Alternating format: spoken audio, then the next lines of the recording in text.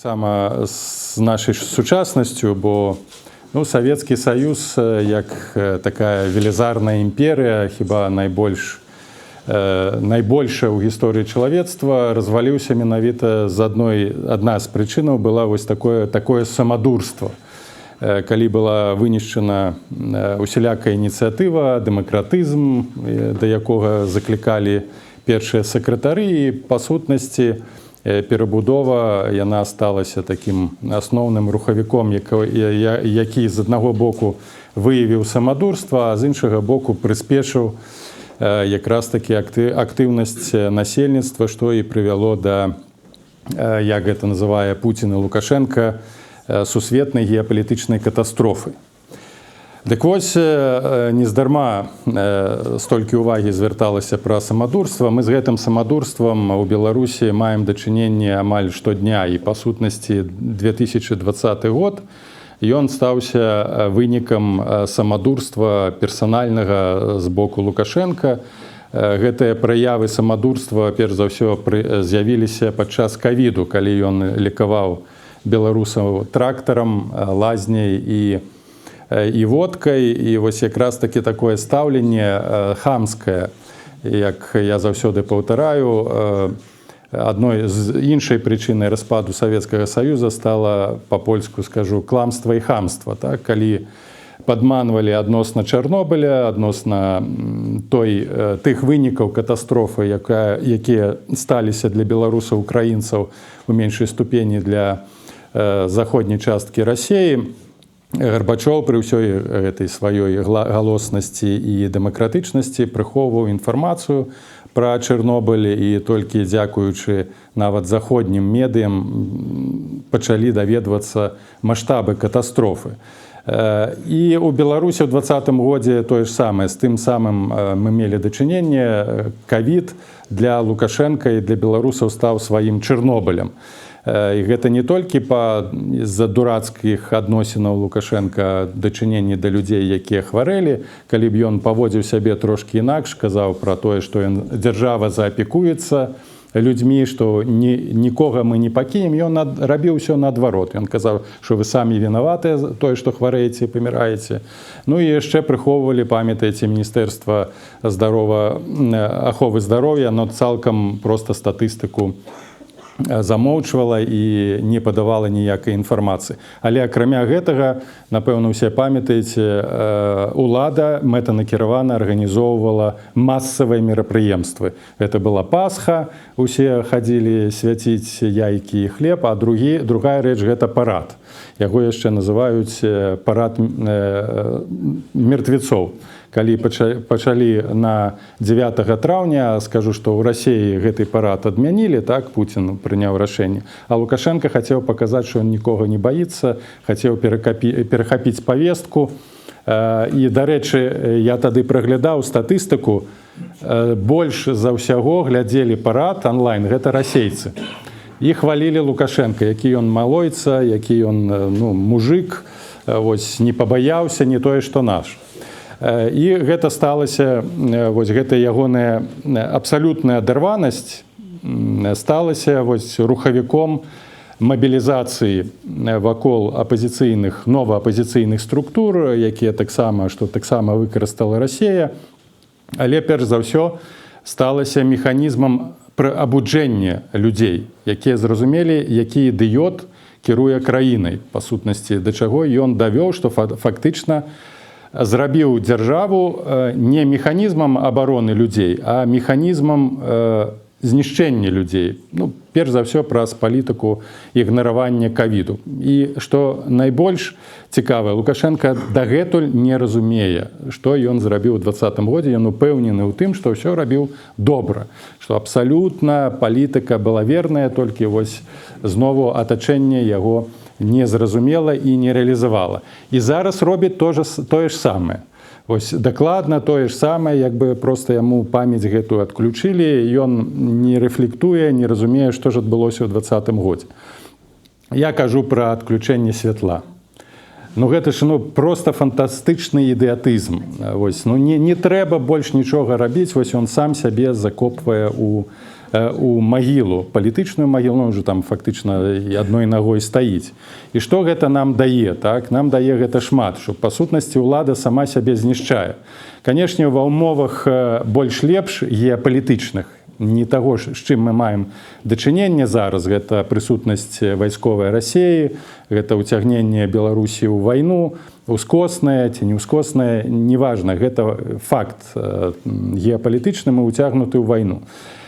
Канешне, пры іншых умовах ён бы ўжо сам сябе закапаў, і фактычна Беларусь бы атрымала шанец для таго, каб перахапіць ініцыятыву і магчыма змяніць нават рэжым. Зараз такі шанс нават выкарыстання вось гэтай дурасці, самадурасці вельмі цяжка выкарыстаць з прычыны таго, што кастыль, на якім трымаецца Лукашенко, гэта Масква. І Масква будзе выкарыстоўваць любыя магчымасці, каб усё ж такі Беларусь пакінуць пад кантролем. Застаецца спадзявацца на тое, што той же дурасці хапае ў Расіі, яе нават больш, і ўрэшце рэшт яна гэтае самадурства і дурасць пахавае і расійскую імперыю. А мы бачым, што гэтыя працэсы адбываюцца перш за ўсё ў сувязі з тым, што самі ж гэтыя вось усе чынавенства крадзе у Расіі, жыве, жыруе за кошт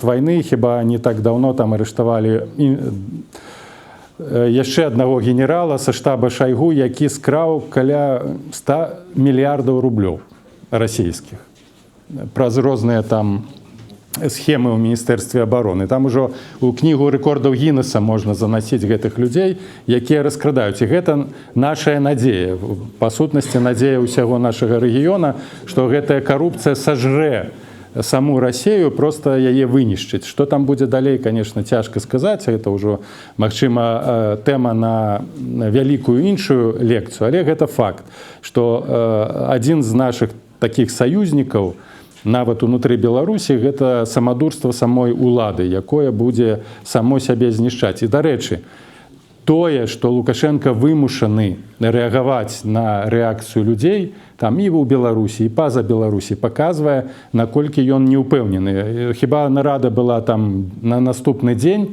і ён пачаў казаць, што яго там параўналі з Украінай, што там з космаса нехта там за імі сочыць, што там як гэта так можа, мы ж толькі на 15 хвілін там адключылі святло. То гэта азначае, што рэакцыя і вось гэтая актыўнасць інфармацыйнай у інфармацыйнай прасторы, яна ўплывае, і яна будзе ўплываць. То бок ён не можа стварыць такія ўмовы, пры якіх ён бы быў бы цалкам ізаляваны ад вось гэтага вонкавага ўплыву, у тым ліку, як ён называе, там яны называюць беглымі і гэтак далей. То бок зараз тады гэта паказвае, што задача вось аказваць максімальны інфармацыйны ўплыў на беларускае грамадства ўнутры краіны, калі казаць пра тое, што мы можам зараз зрабіць пры ўмовах расійскай акупацыі, расійскай прысутнасці, так нават вось такі сістэмны, агульны праз тэлеграм-каналы, праз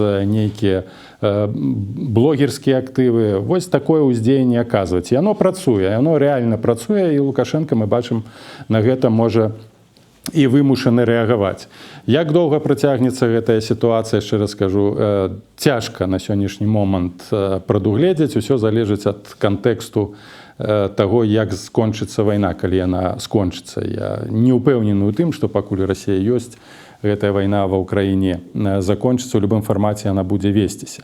Тое, што я хацеў сказаць пра самадурства, і такія два апошніх невялічкіх каментара, гэта пра Мазанік, хацеў бы дадаць тут некалькі словаў, і працяг генацыда. Пра Мазанік я не так даўно чытаў успаміны Нікалая Хахлова. Гэта быў наёмны забойца ў межах НКВД.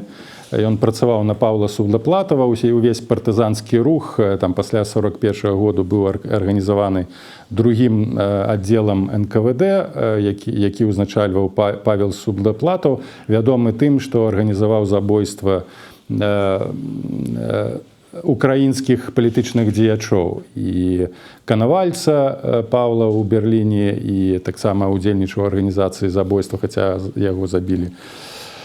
Бандера ўжо пазней, але гэты аддзел ён кіраваў арганізацыяй палітычных забойстваў за мяжой, перш за ўсё украінскіх дзеячоў украінскай вызвольнага войска і палітычнага кіраўніцтва, і даволі, на жаль, паспяховы. Так вось, Хахлоў быў адзін з арганізатараў, павінен быў засланы ў Менск арганізаваць забойства Кубы.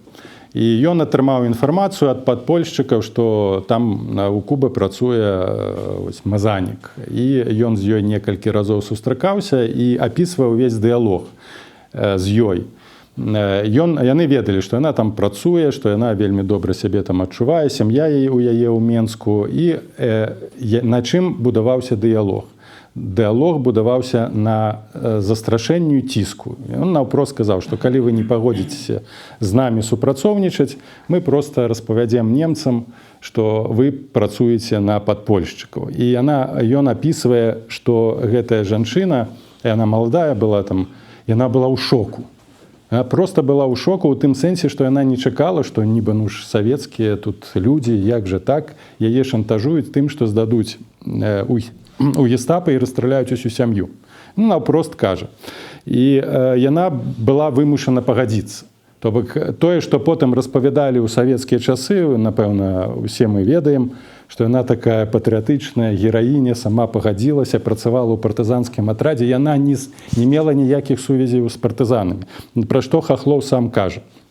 Ягоныя ўспаміны былі надрукаваныя ў 60-х, 70-х годах у ЗША. У Савецкім Саюзе пра гэта ніхто не ведаў. Дарэчы, ён быў адзін з першых, ён збег на захад пасля таго, як яму загадалі забіць кіраўніцтва трудовой партыі Расіі, якое знаходзілася у эміграцыі і праводзіла дыверсійныя акцыі супраць Савецкага Саюза. І вось яго туды выслалі, каб ён забіў. Так падчас канферэнцыі яму стала кепска, калі ён ужо распавядаў пра дзейнасць сваю у НКВД, яго атруцілі невядомымі сродкамі. То бок тады яшчэ ўжо тады выкарыстоўвалі розныя механізмы, і ён цудам застаўся жывы.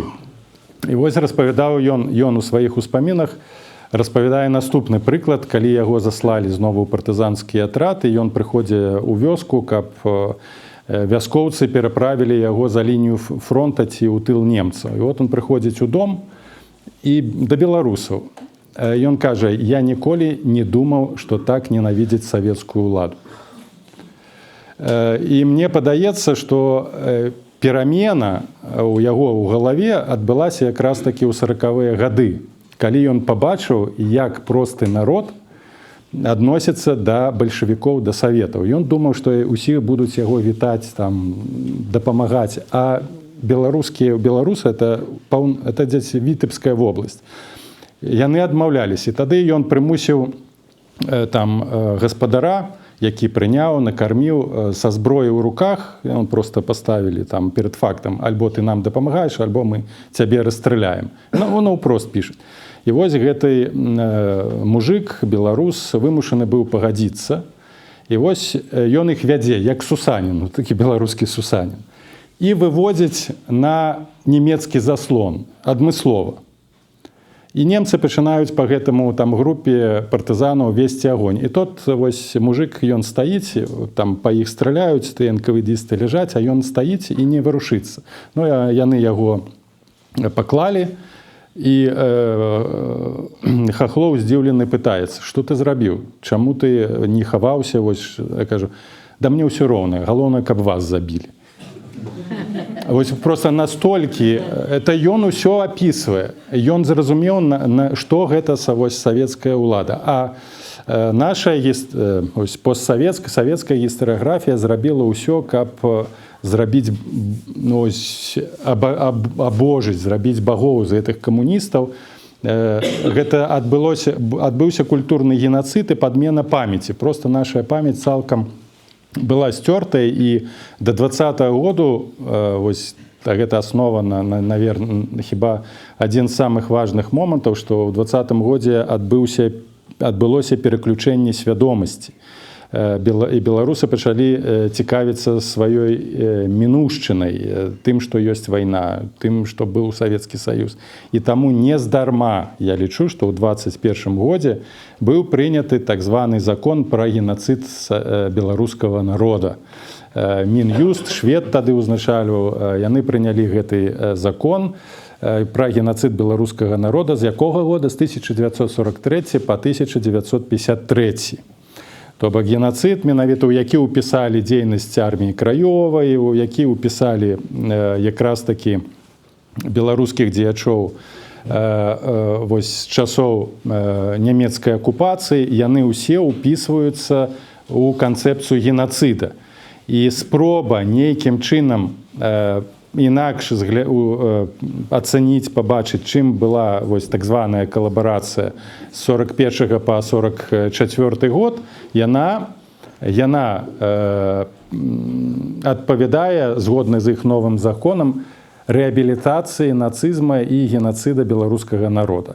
Ну, дарэчы, паспрабавалі ўзбудзіць супраць мяне крымінальную справу па гэтым законе, хіба гэты Шпакоўскі і Гігін скіравалі ў пракуратуру пасля адной маёй размовы на Еўрарадыё адносна таго, чым была так званая калабарацыя для беларусаў, што гэта неадназначнае пытанне, яны скіравалі ў пракуратуру скаргу, каб узбудзілі супраць мяне крымінальную справу. Зараз знову там ходзяць гэтыя міліцыянты па сваяках і шукаюць мяне, дзе там я і калі з'яўлюся на суд. Не ведаю, ці распачалі справу, ці не. Але гэта паказчык, такі дадатковы паказчык, што гэты генацыд і культурны, і гістарычны, ён працягваецца і зараз, і будзе працягвацца, на жаль. Пакуль, канешне, існуе Расія, пакуль існуе гэты рэжым. Но, аднак, я лічу, што, нягледзячы на такія цяжкія часы, зараз якраз такі гуртуецца нацыя, дзякуючы і ўспамінам такой асветніцкай дзейнасці. Я спадзяюся, што цікаўнасць да беларускасці, асабліва зараз, не ўпадзе, яна будзе толькі ўзмацняцца. Я вам вельмі ўдзячны за тое, што вы тут зараз прыйшлі паслухаць Зенона Станіславовича, што ваша пазіцыя застаецца актыўнай. Ну і спадзяюся, што ў каторы раз кажу, што якраз такі тут і фарміруецца ядро нацыі, той палітычнай нацыі, якая будзе ўсё ж такі рэалізоўваць палітычныя рэформы, каб тое самадурства, па выніку якога мы знаходзімся тут, зараз, за мяжой, больш ніколі ў Беларусі не існавала. То бок змагацца самадурствам можна толькі годнасцю і прынцыповасцю. Дзякуй вам.